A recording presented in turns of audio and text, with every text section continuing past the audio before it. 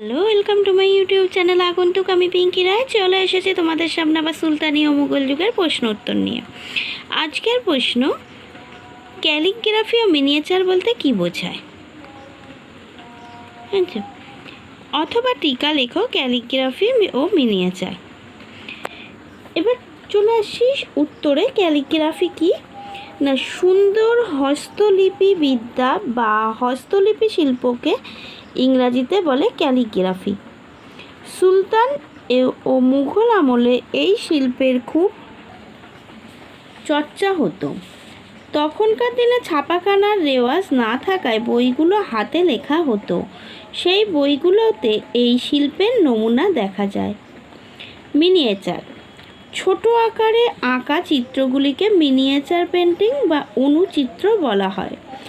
এই চিত্রগুলি দেয়ালে টাঙানো যেত না, এগুলি হাতে তুলে নিয়ে দেখতে হতো।